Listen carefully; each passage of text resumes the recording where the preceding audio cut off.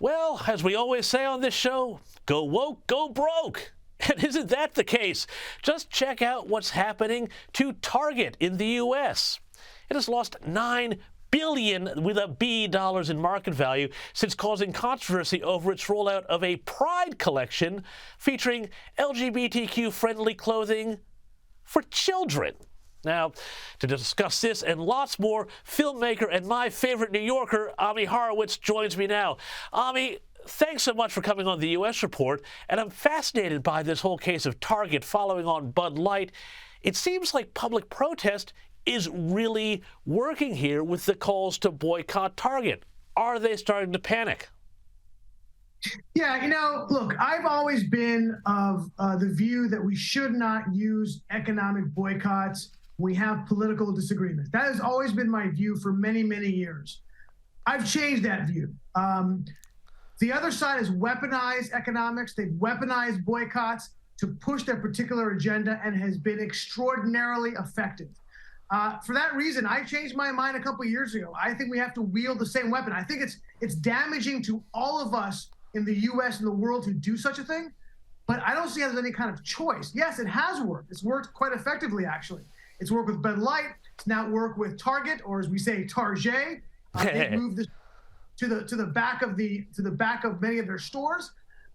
It's awful that we've come to this position, but this is where we are, and we have to fight fire with fire. And it pains me to say that, but yes, economic boycotts are very, very effective.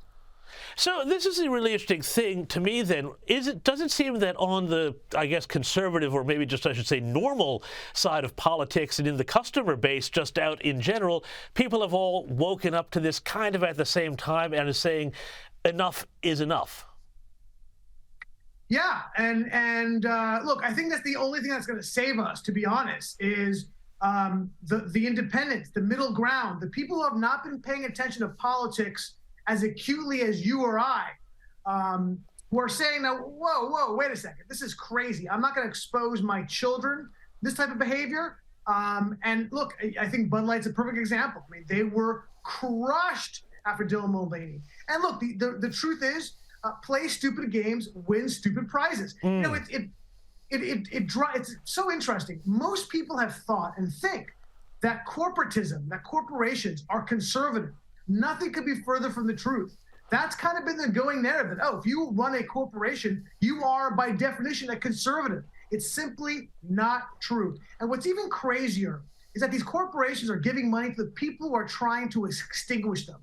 You could go back to the Black Lives Matter riots. The people who were the targets of the riot, the people that they were looting and burning down their businesses, were giving money to Black Lives Matter. This is not, corporatism isn't conservative. They're just stupid. But this just doesn't make any sense to me here because, these businesses are in the business of making money, whether their politics are left or right, and yet they seem to now be almost going out of their way to offend people. It's like what started in Hollywood has now transferred to the entire Fortune 500 of corporations. How can they get away with offending people if it's going to start really hurting their market caps, their profits, all of that?